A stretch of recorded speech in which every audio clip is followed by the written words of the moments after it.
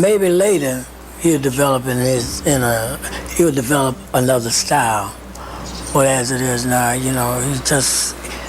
he's a good trumpet player. Me and him didn't have a good relationship so much, but he talked to me. Some of the things he told me would be funny. They'd be good advice. Miles Davis couldn't stand this singer. Now we know why. Wynton Marsalis wasn't just a rising jazz star. He was everything Miles hated: traditional, polished, and vocal about how Miles was ruining jazz with his wild style and bold fashion.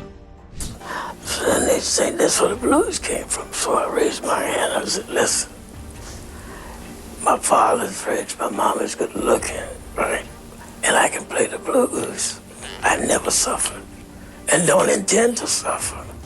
The tension exploded when Wynton crashed Miles' set uninvited, causing one of the most uncomfortable moments in jazz history. But that clash was just one part of Miles' stormy life. Behind the trumpet was a man battling heroin addiction, violent outbursts, police brutality, broken marriages, and rumors that nearly destroyed him. He was unfaithful, he was abusive. You said Miles needed to be saved from himself, and you needed someone to save. The genius was real, but so was the chaos surrounding it. Miles Davis was one of the greatest musicians to ever live, and he knew it. But that didn't mean he was arrogant. Miles believed in himself and his music, but he wasn't full of pride. Many people who met him said he was calm, focused, and even humble in his own way. He knew how important his music was and the impact it had. To understand jazz, especially cool jazz, hard bop, modal jazz, and even how hip-hop and rock music changed, you have to understand Miles. He created new sounds that people had never heard before. He liked to call his music social music, meaning it was music that spoke to people, no matter who they were. For 50 years, his music followed the changes in life, fashion, and culture. He always stayed ahead of the trend. People didn't just listen to Miles Davis, they watched him. He was smooth, stylish, and confident. He wore sharp clothes, dark sunglasses, and had a cool walk. His face was striking, and people remembered him for the way he looked just as much as how he played. But before all the fame, before the suits and stage lights, who was Miles Davis really? He really had this connection with the more undefinable sides of life, the things that you can't really use words to specify. He was born on May 26, 1926, in a town called Alton in the state of Illinois. His family was well off for African Americans at the time. His mother, Cleota May, was a music teacher and played the violin. His father, Miles Dewey Davis Jr., was a dentist who made a good living. They believed in education, discipline, and hard work. So then they say that's where the blues came from. So I raised my hand. I said, listen, my father's rich, my mama's good looking, right? And I can play the blues. I never suffered and don't intend to suffer. When Miles was still a young boy, the family moved to East St. Louis, Illinois. This move was so his father could be closer to his job. They lived in a two-story building, with their home upstairs and the dental office downstairs. The neighborhood was mostly white and life could be challenging. Even though they had money, they still faced racism. Also, the Great Depression made things hard for everyone. Miles's father became very busy with work and didn't spend much time with his children. This left Miles and his siblings to grow up more on their own. But music was always in the house because of his mother, even though she preferred him to play the violin. When Miles was just 9 years old, his life changed forever. A family friend named John Eubanks gave him a trumpet. It was a simple gift, but it lit a fire inside Miles. He began taking trumpet lessons right away from a teacher named Elwood Buchanan. Buchanan taught Miles in a special way. He told him not to use vibrato, which is a kind of shaking sound with the notes. If Miles didn't listen, the teacher would tap his knuckles to correct him. This may sound harsh, but it helped Miles build a clean and sharp trumpet sound that became his signature. Even though his mother wanted him to play the violin, he was determined to stick with the trumpet. He knew deep in his heart that this was what he wanted to do. Would you be a musician if nobody ever heard you? Sure, Why? because I love music. It's in my head, I can't get it out. So you listen. Yeah, You're hearing it yourself. I hear it now. By the age of 12, Miles was very serious about music. His father saw this and gave him a brand new trumpet for his 13th birthday. This gift meant the world to him. He started playing in small local bands around the area. He even took lessons from Joseph Gustat, who was the lead trumpet player for the St. Louis Symphony Orchestra. This helped him improve quickly. He loved performing in talent shows, sometimes with his brother and sister. In high school, he joined the school's marching band and competed in music contests. He faced racism during these events, but instead of giving up, it made him stronger and more determined. He also started learning music theory so he could understand how music worked. At the same time, he began dating a girl named Irene Berth. She supported his dreams and helped keep him focused. As a teenager, Miles joined a popular band called the Rumboogie Orchestra, also known as the Blue Devils. The band was led by Eddie Randall. Miles didn't just play with them, he became the musical director. That meant he helped pick the musicians, plan the rehearsals, and organize the music. This gave him leadership skills at a young age. Around that time, he also met Clark Terry, another trumpet player who was well known. Clark helped Miles learn how to play even better and encouraged him to keep his unique style without vibrato. These moments were very important in helping shape his music. People started to notice how good Miles was. One day, a famous saxophone player named Sonny Stitt asked him to go on tour. This was a big deal for someone so young, but his mother said no. She wanted him to finish school first. Miles was upset, but he listened to her. After graduating in 1944, he and Irene had a daughter named Cheryl. That same year, one of the biggest jazz bands came to town. It was led by Billy Eckstine and included stars like Dizzy Gillespie, Charlie Parker, and Art Blakey. One of their trumpet players got sick, so Miles got the chance to fill in for him for 2 weeks at a club called Club Riviera. Playing with these big names made him realize that he had to go to New York City to chase his dream.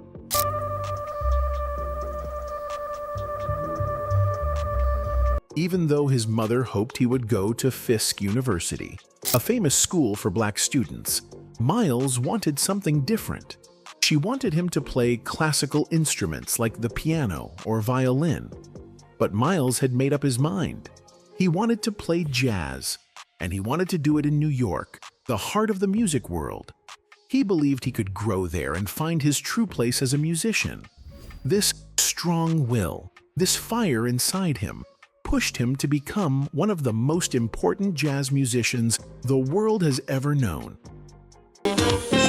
Are black musicians genetically better than white musicians? Get me in trouble. Not better, but they play different. White musicians seem to lag behind the beat. I don't know. In the 1980s, jazz music had two powerful stars who couldn't be more different. One was Miles Davis, a bold and creative legend who loved to break the rules. The other was Wynton Marsalis, a young trumpet player who believed in keeping jazz pure and close to its roots.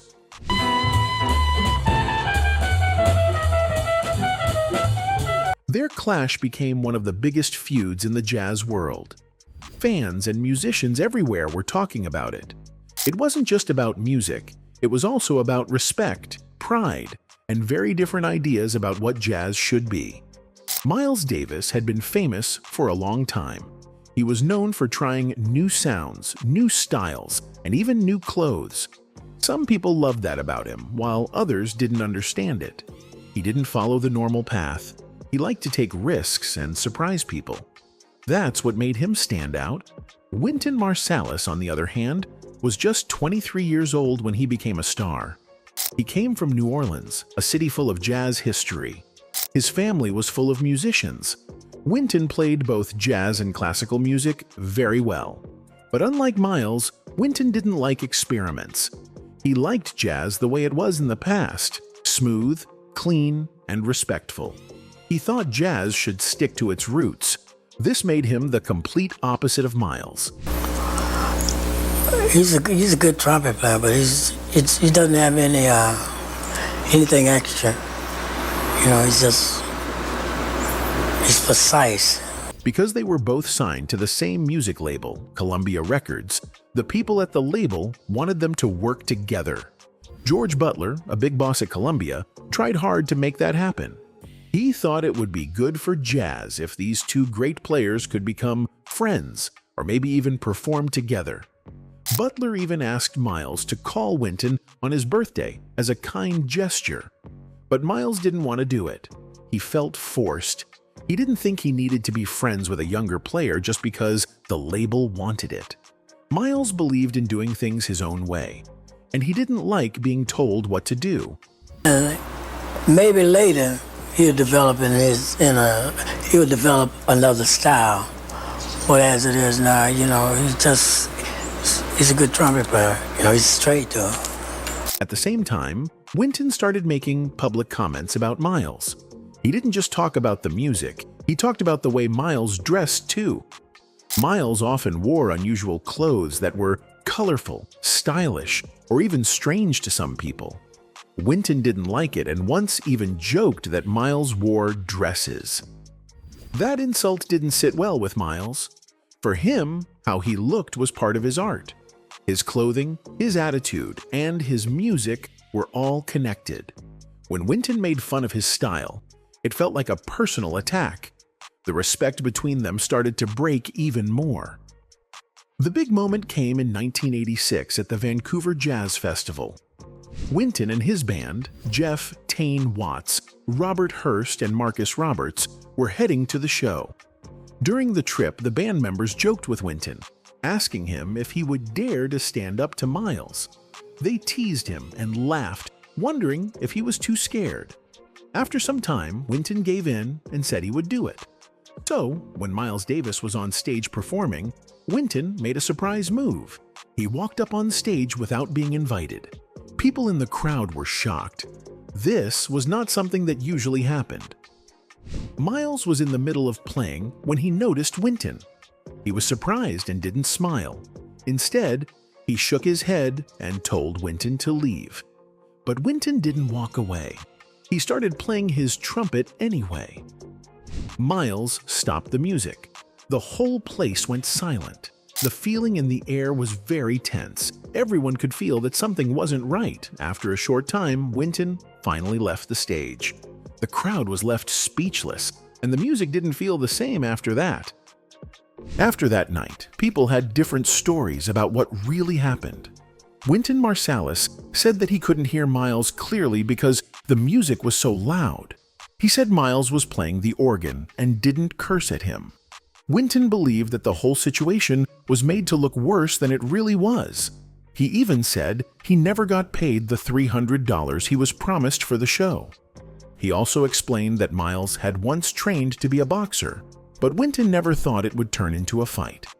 Wynton felt calm during the whole thing and didn't want to argue. But Wallace Roney, a close friend and student of Miles Davis, remembered it differently. He said he was right there in the audience that night and saw everything.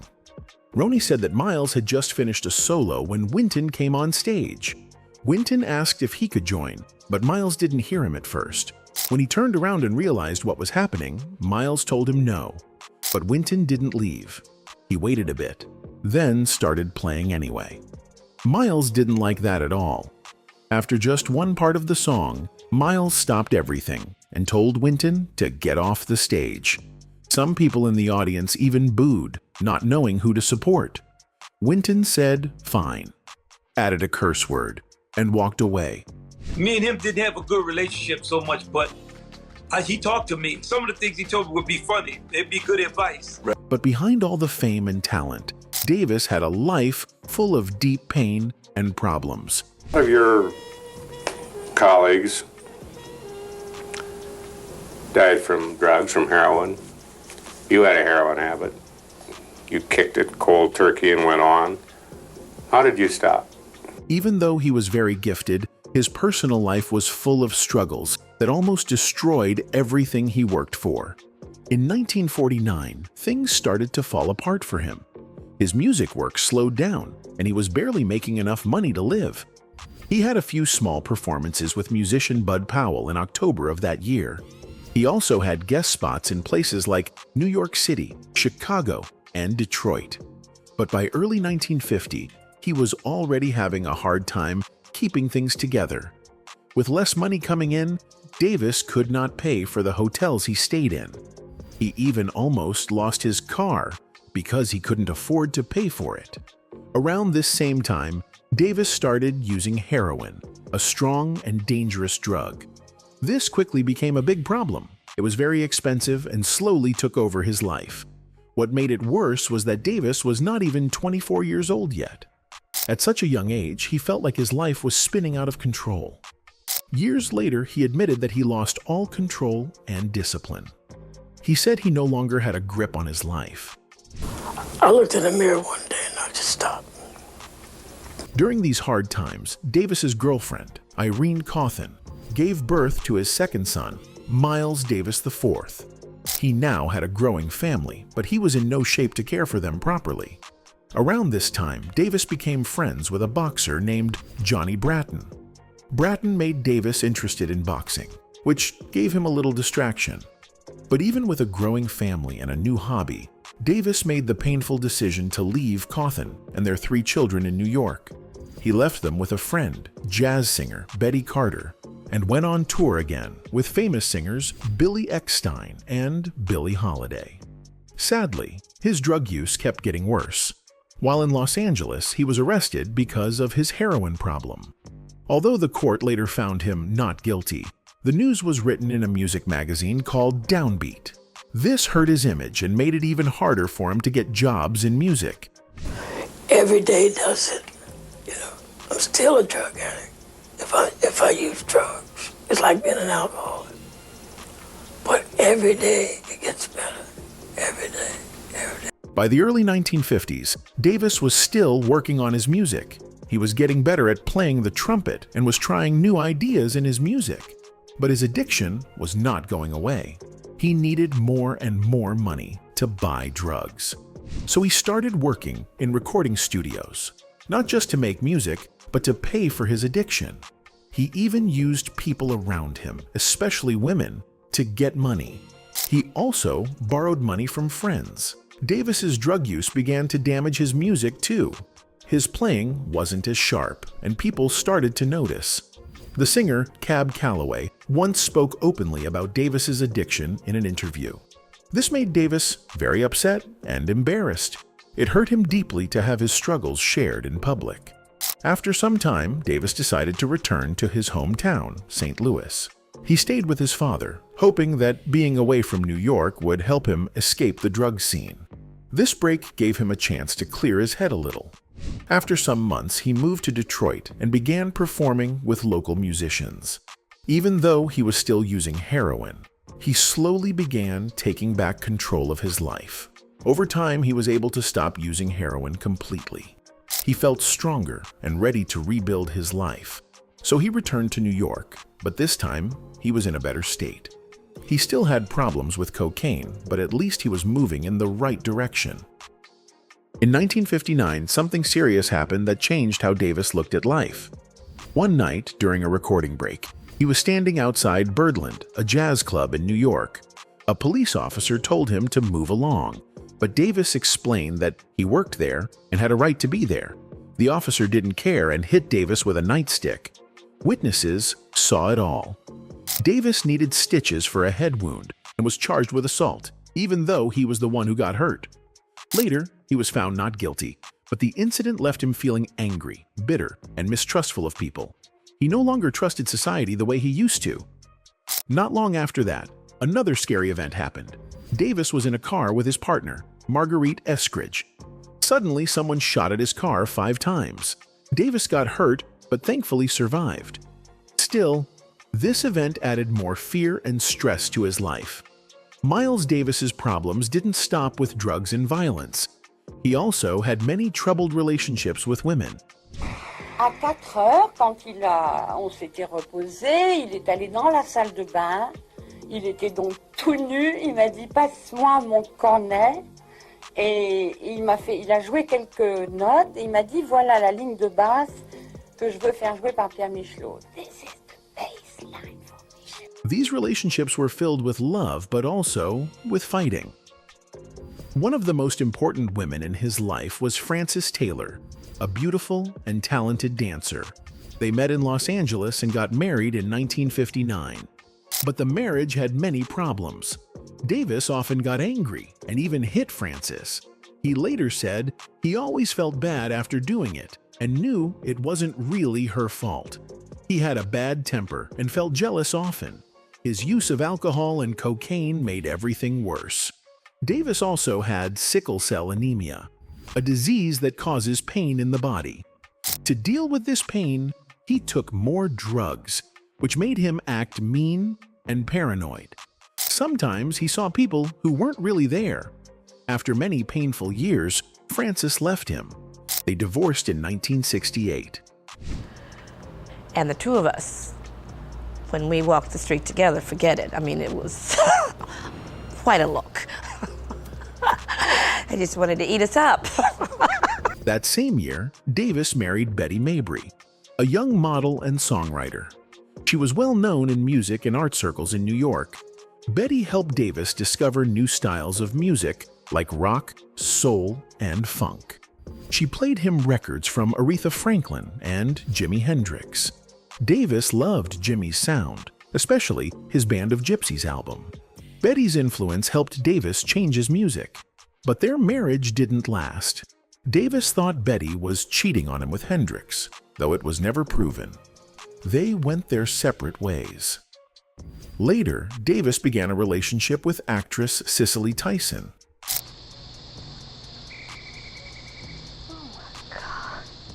She was a big help in his life. She encouraged him to stop using drugs and focus on his music again. Thanks to her, he was able to cut down on cocaine. He was unfaithful. He was abusive. You said Miles needed to be saved from himself, and you needed someone to save. They married in 1981, but even that marriage had many arguments, and they later divorced. Well, listen, people who hurt, it's always the person that is closest to them that they hurt. And I was in love with him. Miles faced many serious health issues, especially later in life. His health problems began to take a toll on him during a tour in Japan in the early 1960s, where his hip pain worsened. This pain became so bad that he needed surgery to replace his hip. During this procedure, doctors used bone from his shin to try to fix his hip, but unfortunately, the operation was not successful. Miles got bored after 3 months in the hospital and chose to go home, even though he wasn't fully recovered. Sadly, he had another accident at home that required doctors to use a plastic hip joint to help him move better. By November, he had healed enough to perform again with his band. Despite his return to music, Miles's health issues didn't stop. In addition to the hip problems, he had a liver infection that kept him in the hospital for 3 months. When he was able to tour again, he chose to perform more at colleges, avoiding the usual jazz clubs and venues. Around this time, Miles's album sales started to decline, with only about 50,000 copies sold per release. This was a big drop from the 100,000 copies he used to sell just a few years earlier. Some newspapers also reported that he was struggling financially, adding to the pressure he was already under. To manage his pain and cope with the challenges, Miles relied on alcohol, codeine, and morphine. He also had a unique way of performing, often playing with his back to the audience, which critics didn't like. Despite these challenges, Miles's band continued to improve after their Japanese tour. However, Miles's health took another turn when he was hospitalized again for ulcers and a hernia while touring the U.S. as an opening act for another famous musician, Herbie Hancock. Over the years, his health continued to be a challenge. He suffered from a stroke that temporarily paralyzed his right hand, making it impossible for him to play his trumpet. His partner, Cicely Tyson, took him home and cared for him. He received treatment from a Chinese acupuncturist, and after 3 months, he was able to play the trumpet again.